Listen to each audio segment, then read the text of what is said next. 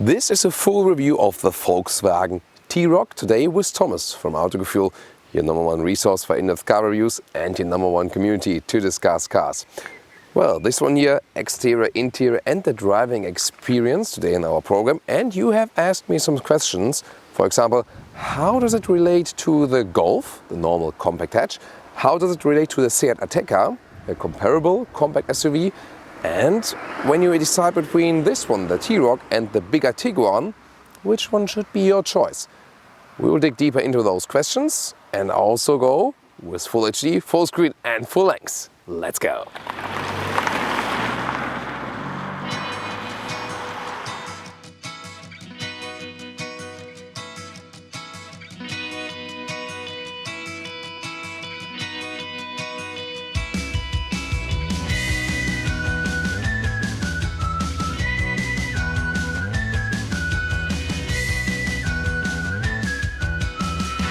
In the front, the T-Roc makes a very strong impression, therefore also the name, like with this rock. Yeah, let's rock it.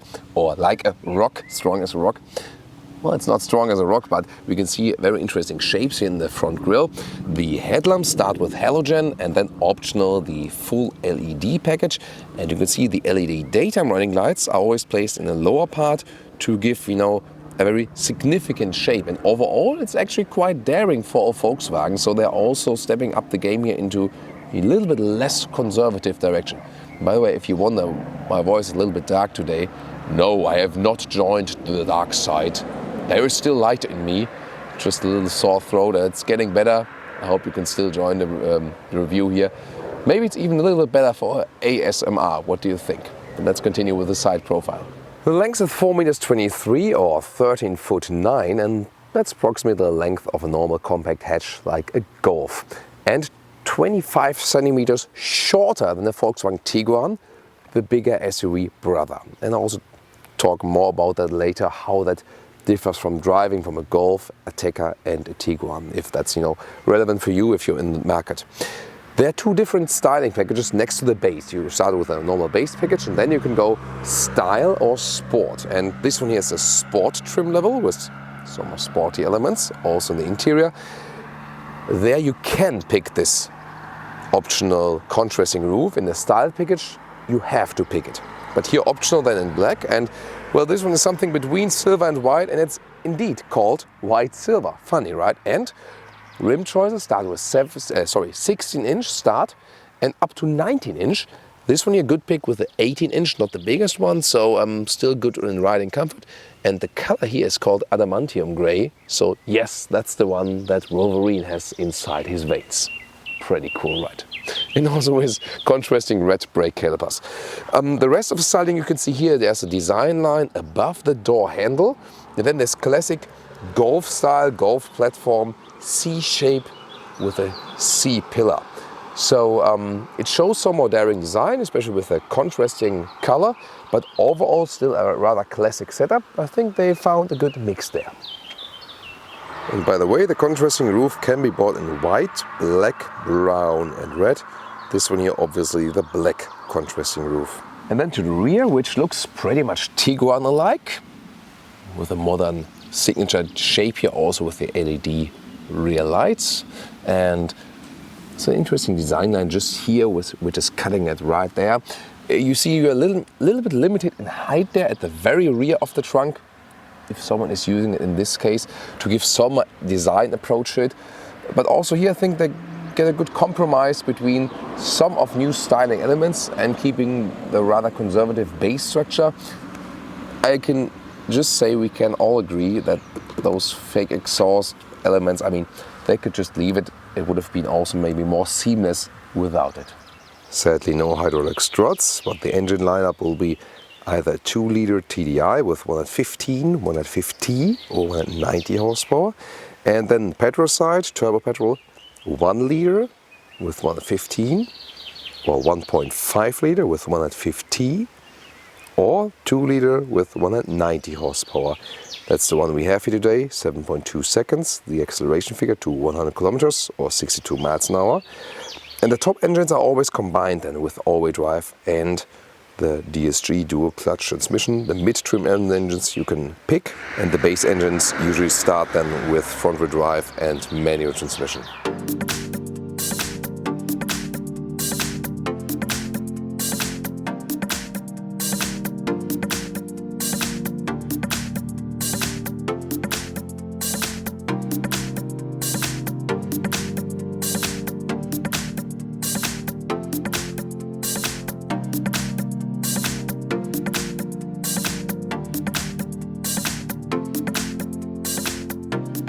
Let's take a look at the interior together.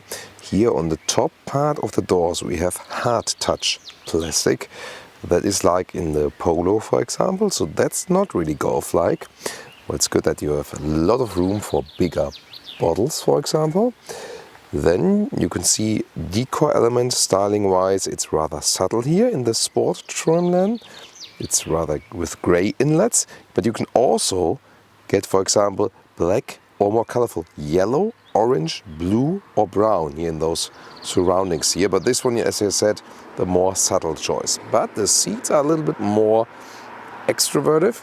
So you have base fabric seats, then you have comfort seats, for example, you can get in the Style line, and here in the Sport line, you have little sportier seats. You see they have a little bit more support in the lower and also in the side area. Very well executed, with fabric and red contrasts on the inside and some white leather red part on the outside. So overall, very well done. So let's get inside with a shoe tab, and they have left the manual seats here just because I can say then, let's pump it up, y'all. But when I put it in the lowest position, actually, 1.86 m or 6'1", plenty of headroom. Especially when you don't have any panoramic roof or something, then you have most headroom. I usually pump the seat a little bit up, so a little bit more comfortable to drive in that respect. But I have, reasonable room. It feels really like in a Volkswagen Golf, in a compact hatch. Also, the space you have available, for example. But as you sit a little bit more upright, a little bit higher, it is a little bit more comfortable, especially on long-term run.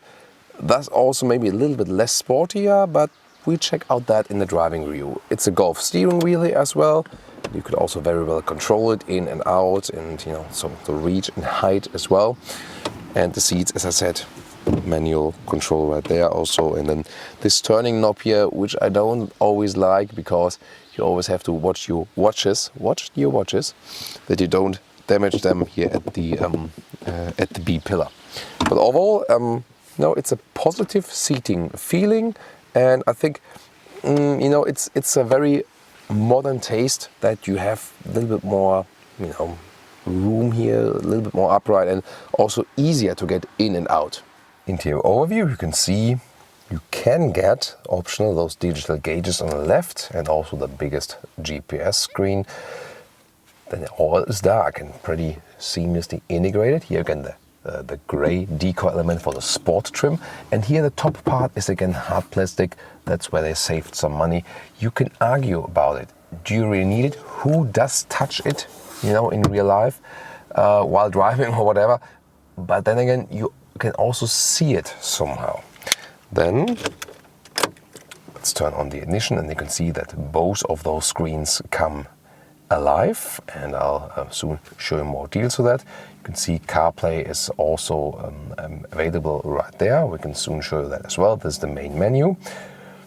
And then first let's continue with the main overview here, the separate climate knob still. I like that, just easy control, works pretty fast, and optionally you can also get the seat heating, and this is also in this case combined also with the steering wheel heating.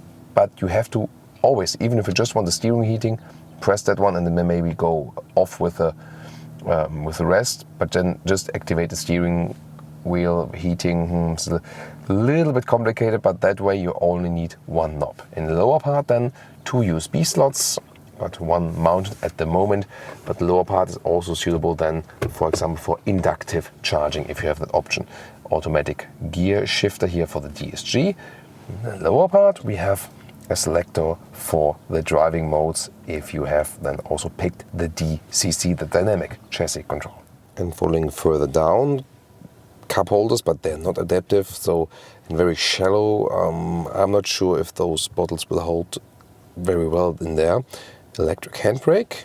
And there's this armrest which is fixedly attached, but only very little room in there. Well, those digital gauges also have a full map function here for the GPS. That's nice, but you can also have some different information in there, so you're pretty flexible with those. That is, you know, actually the big advantage of those digital gauges. Also here with this view for speed and RPM, so you can play around with it. It's cool somehow, but you will also be fine with analog gauges. It's not exactly a must-have, I would say. Well, there's still this problem that you can only have the map left in the digital gauges or right here in the center gauges. That's different with the active input display of the Tiguan, the Golf or the Passat.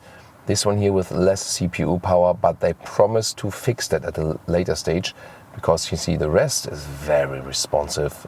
If you have, you know, the map right there, that looks pretty cool. Also this glass screen makes a good quality impression, by the way. You can still zoom in and out like this, that's also possible.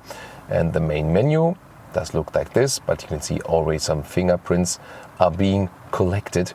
And you can either connect your phone via Bluetooth, that's possible, or then also use the CarPlay or the Android Auto, that's also possible.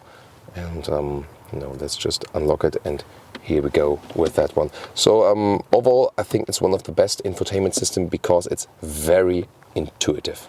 And now to the rear. Well, you sit a little bit more upright, but you do not gain any more legroom if you compare it to a normal Volkswagen Golf. So I don't have plenty of legroom here when I'm also sitting as a tall driver in the front. So I need maybe, I mean, it directly works that way, maybe not in the long-term one, but if I would then ask a driver to step a little bit more in the front, then it would be okay. But rear legroom is not the specialty of this vehicle. It's also not that long, but you can compare it with most of the other compact hatches. There are some others which are a little bit longer and have some more legroom here. Headroom, by the way, is cool. That works also for tall people. And we have the same nice design with the white leatherette here, also on the outside parts. And the seat itself is pretty soft from the fabric, so the seating area is very comfortable. Let's say 4 times 180 in meters or 4 times 5'9". That's then perfectly fine. That's a cool rhyme. That's another rhyme. Wow. You have to rewind that and play it again. Then we can flip this part here of the seats, the other one as well. I can soon show you later. Top tether behind it. Isofix in the front, and we also have an armrest with 2 cup holders standing right there. The middle seat does exist, by the way, but you can see it's more set up for 4 people overall. It is allowed to sit in the middle, but then also the middle tunnel here for the all-wheel drive is also pretty huge for a small car, so it's not really that comfortable to sit here in the middle part. And there's also a 12-volt power socket for the rear passengers, and you know, with an adapter you can also make it then to 2 USB slots. Now to the trunk area. That's also like in the compact hatch. You see we have this floor bottom. You can also remove that. Here you got some, you know, sound system equipment. You can also get a replacement tire if you want so. Square dimensions. It's just in a height a little bit limited, as I shown you in the exterior overview. But you can also flip those seats, as I've shown you earlier, like this. Then you got also the possibility of this ski hatch if you just want to have this middle part here opened. But of course you can also reach over and then put the whole thing down like this, and then you have the maximum loading setup. And our famous children's safety test, like this, is the sensor. Whoa, whoa, whoa. The same one with the Tiguan. The sensor is a little bit too strong. It should be more torque sensitive, but it automatically goes up in those situations. And now to Thomas's driving lounge for today, or driving part in this review. With the Volkswagen T-Roc and the 2-liter TSI, so the 2-liter turbo petrol engine, 4-cylinder. Here in the top horsepower spec, so 140 kilowatts. or 190 horsepower. All-wheel drive is then standard, as well as the automatic transmission, the DSG. It's the dual clutch transmission. By the way, the real abbreviation DSG does not stand for dual clutch transmission, even not in German. It's really called Direktschaltgetriebe, which would be more direct shifting transmission. That would be the direct translation, but we always say dual clutch transmission because it is one. So, one of the key questions was, how does it relate to a Golf? How does it relate to a Seat Ateca? And also to a Volkswagen Tiguan, for example. Is it already driving-wise an SUV, or is it rather a crossover? And I have to say, it's somewhere in between, so it goes more in the direction of a crossover. Because even in the Seat Ateca, I feel I would be sitting a little bit higher, a little bit more SUV-ish in control. This one here comes closer to a Golf, but you feel you sit higher than in a Golf. That's for sure. So it is thus more comfortable than in a Golf, as this upright seating position lets your pelvis stand a little bit more upright, and that one is good for the long-term comfort. You know, that you don't get lower back fatigue in your lumbar area. And at the same time, it doesn't drive that much different than a Golf. A little less sporty because it's also a little bit higher, but it's still, somehow agile, and you feel very much in control and also very much at home. So there's also one advantage if you know other vehicles from the from the whole Volkswagen group, so also Audi, Seat, Porsche, whatever, and you get this as a primary or a new secondary vehicle, you get along very well. So especially for the city, it's really good because you know where the car is ending, even if you wouldn't have the assistance systems. But a mid-spec trim, usually most of the buyers will pick. But it's really easy to handle also when parking in and out. The steering here is very light, so sometimes a little bit too light. What I could, for example, do is go to the individual mode and maybe let also the suspension on a very comfort level or something, but then leave the steering on a little bit harder level, so I have a little bit more feedback then. So the sports mode for the steering wheel, I think it's a little bit better because it doesn't feel that loose then. Of course, that's definitely personal taste. We have the DCC here, the dynamic chassis control. That is the adaptive suspension, 1,000 euros extras. You'll also be fine with the base suspension if you want to save some money. It always depends, how much money do you really want to spend? It's also good to get this vehicle at a very decent price. So a DCC would be something, I would say, whoa, that one is rolling back, but he managed still. So it is nice to have, but it's not necessarily a must-have. Good that the AEB, the autonomous emergency brake, so the city brake, if I, maybe having a heart attack and driving in the city, and so I don't rush into the next vehicle, the car automatically brakes itself. That one is standard. And for me, must-haves is the blind spot monitor. I'll later, I think, able to show you that. Latest on the motorway. We're also going to the motorway soon, as soon as we escape some city traffic. Those guys are seriously rolling back, and they manage their clutch or whatever. Okay. Well, easier for me here today because I have the automatic transmission. I mean, that's of course, for traffic, it's really good. Also the ACC, the adaptive cruise control, or active cruise control, how they call it. So an adaptive cruise control which keeps the distance to the car in front of you is equipped in this vehicle here. This one also a very good option to pick. I think also must have. And this one here can also be bought in the highest level, and with the traffic jam assist, I've recently we've been testing that as well. So the car automatically accelerates and brakes again at very low speeds, and you just let the car handle that. The only thing I noticed there, when it's automatically decelerating, and then just before it comes to a standstill, the engine made the impression as it would be stalling, like a little bit, little strange noise. And I guess in this case, where we had that sometimes with dual clutch. What the hell? This guy here is throwing out the trash out of his window. Is that middle of nature now already? I don't get it. Why can't they just keep the stuff in the car and trash it properly later? Well, some people you can't help anymore, it seems. Well, so let's get back to more positive thoughts and back to some more fun with the review here. Beginning out in the countryside and giving you, some more riding. So here now with the sporty steering wheel, I like to set up a little bit more. The car also behaves well in the corners. It's not as sporty, as I said, as a Golf. You lose some of the agility by that. But it's still fun to drive. It's a very relaxing and calming drive. Although we don't have the highest SUV seating position, which again, I think this Seat Ateca is already a little bit more SUV-ish than this one here.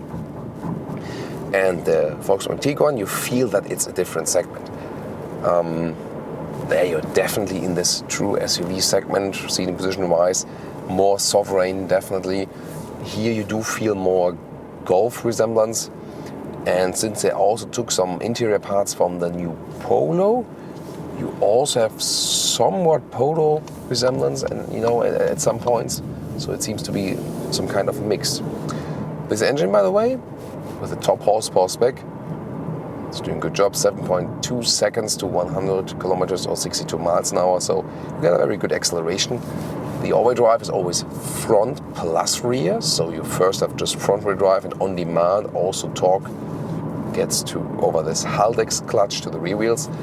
You should check one of AJ's explanation of the Haldex clutch, because AJ is our technology expert, and he has had some very good explanation where, I also for the first time really realized what they're doing there. So to check out AJ's reviews, especially about Haldex clutches.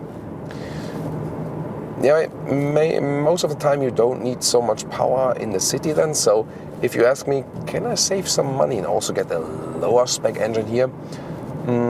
My advice would be for you to pick the 150 horsepower two-wheel drive, front-wheel drive, 150 horsepower, but then with a DSG as well. That would be a good price-performance pick, I think. Steering-wise, by the way, again, I like to stay in the sport mode. And the funny thing is that although it's still pretty light, it doesn't feel too unnatural, because they have managed also here to keep this progressive feeling in the steering. So you don't need to steer that much, which makes it easily accessible for everyday driving life, but also sporty at the same time. That's really interesting, and also accounts for the driving fun this car has. It doesn't tilt too much to the sides, so it really has a good handling also with this short wheelbase. Let's put it to the sport mode completely now. Then the gears are turned up higher, later shifting up, earlier shifting down. I should also now get some more feedback more from suspension. Yeah, it's a little bit stiffer now.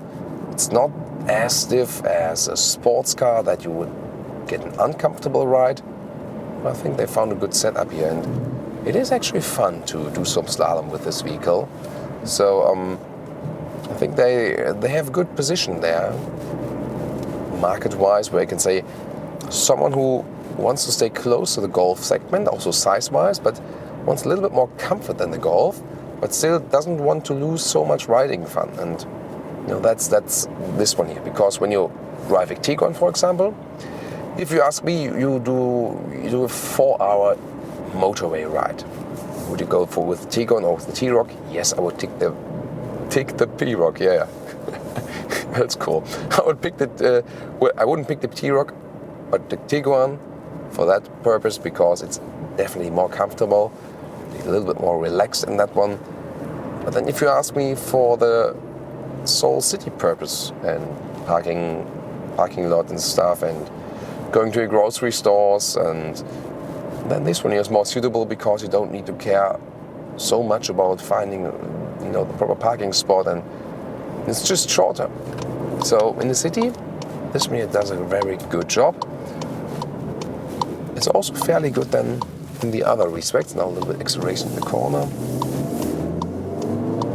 Good on the gas. It wasn't even full throttle, so I don't need to hammer full throttle here with the 2-liter engine, because that's the engine that's also placed in the Golf GTI, not at the very same horsepower spec, of course. But it's definitely way more than enough for the vehicle. Also, less horsepower will surely work.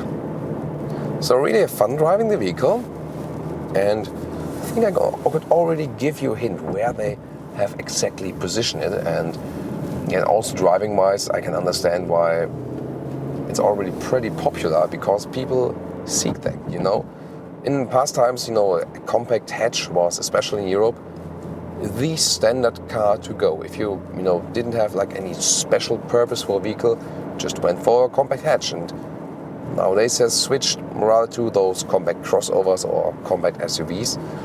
And, some people say, I generally hate SUVs and stuff. But, talking about sustainability, the only thing I can really see, I can not really prove there is maybe pedestrian safety with very big SUVs with the flat front. But this one here also won't make such a difference. Consumption-wise, it also won't make such a big difference to a normal compact hatch. Maybe just a little, but not really, seriously. So let's see, at the moment we have an average consumption of about 8 liters on 100 kilometers, and we score that with the Golf as well. Yes, also with the Golf GTI if you want so, but this one here also, ESG, automatic transmission, always, getting some consumption and also adding weight. And of course the all-wheel drive is also, at least, half a liter. With the Haldex here, it's not as much as it would be with a permanent all-wheel drive, but half a liter more of consumption, something like that for sure. I still think the consumption should be lower. It's not there's a Tiguan right now. So it's not a very, super high figure, but I think it still should be lower. But that's the same, for a lot of other vehicles. But performance-wise, I'm totally happy with it. By the way, I can also go into an ice mode or snow mode. Then the acceleration is, being tampered with, so you can slowly accelerate and you don't get any slick turns. And off-road mode is also available to give more torque to the rear wheels, and also an off-road mode with turning off the ESC. Again, this car will probably not go off-road so much. AJ and Jonas, in their initial review of the T-Roc here from the driving event, they had also some off-road parts, so you should check that one out. It was pretty amazing pictures they brought there, even when the car lifted a wheel from the ground. Really, really nice. So now we're getting to some motorway. Yeah, in the sport mode you also feel the the shifting difference a little bit more. In the normal mode, just a little bit. So I wasn't in now. Now we cruise a little bit on the motorway. So I also can set the ACC now on the left side of the steering wheel, and then distance to the car in front of me is being kept. And in the front I can also have a map view, then again a little bit more limited than it would be with the other digital cockpits. You can see I can also change the gauges to this one to see the RPM. Seems to be like the blind spot monitors. I don't know, equipped with this vehicle, or is this was maybe deactivated? Off-road information right there. See about that. But I mean, that's also something about the ACC. The middle screen is always somewhat distracting, and if you do something like this, at least have the ACC set, then you can be a little bit a little bit more distracted at least. Lane assist can also be activated here, for example. Let's see if they No, it doesn't seem like a blind spot monitor. No, that's just, yeah, it's just a turning indicator here. So we don't have that here in this vehicle. 100 kilometers an hour, super silent the vehicle, wow. I think this is also one of the biggest strengths, and this has been carried over from the Volkswagen Golf.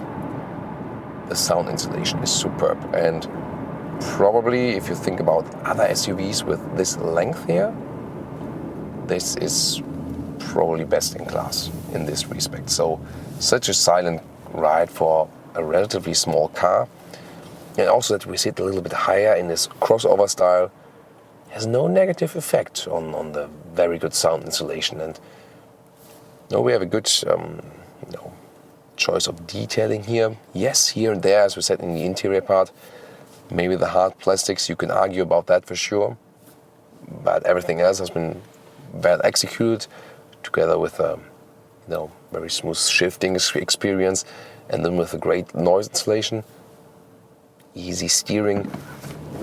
That makes really a really flawless ride. So really confirming that it is somewhat a Golf SUV, because the Golf is among the best in class if you think about how everything has been executed.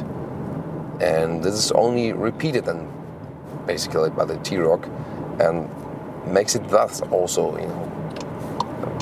positioned among the now most popular SUVs to come here. So sales figures also already look pretty good, and I mean, I really feel that this is here what a lot of people want at the moment. Not super fancy stuff. The T-Roc does something more, here and there to play around a little bit, also a little bit more joy from the exterior. But on the interior, it's still the rather conservative experience, which again a lot of people appreciate, and where you can control things. Also, still standard climate control here. Not thank you. Not over the top and stuff. So in every respect, again, the T-Roc presents itself as a very, very good car, and you really have to dig deep to find anything to criticize, like with the traffic jam assist, which almost feels like stalling the engine. Yes, consumption could be a little bit lower, that too, but other than that, in all of the different fields we've tested this vehicle here, very, very solid. And now to our conclusion for today with the Volkswagen T-Roc.